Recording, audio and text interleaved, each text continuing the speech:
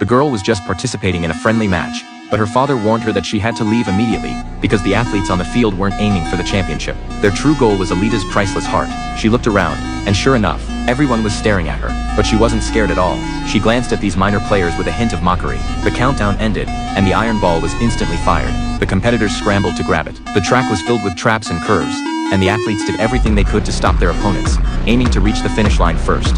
But for the others, the result of the race didn't matter. Their goal was to kill Alita and claim the $1 million bounty from Vector. Alita knew these people were serious. She wasted no time and knocked out the closest enemy, then crouched down to avoid an attack from an enemy armed with dual blades. She then slammed the iron ball into the enemy's head. The crowd cheered from the sidelines, and Alita appeared to have complete control of the situation, effortlessly taking down everyone who stood in her way. As the race neared its end, the competitors shifted into an all-out attack mode. Alita immediately threw the iron ball and moved quickly toward the finish line, but she hadn't expected the bullies to have prepared powerful long-range attacks to deal with her.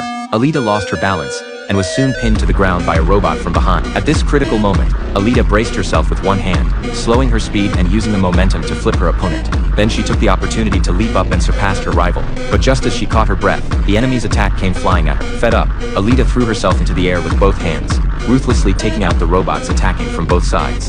As the battle grew fiercer, Alita's boyfriend, Hugo, suddenly called her. He told her that he was being chased by bounty hunters on his way to the map. He planned to hide in an old church and wait for Alita. With Hugo in danger, Alita had no interest in fighting anymore. She immediately broke through the giant screen and sprinted through the pipes toward the old church. However, the enemies were not about to let her go so easily. They aimed at her and fired steel cables, inadvertently breaking the pipes. The water struck one of the enemies, causing it to lose its direction and fall from the upper floor. Under the cover of night, Alita quickly made her way through the city, but suddenly, a steel cable wrapped around her body. Just as she was about to break free, the woman tightened the chain, completely controlling. As the robot cutter was about to strike, Alita suddenly unleashed a burst of immense power, breaking free from her restraints and continuing forward.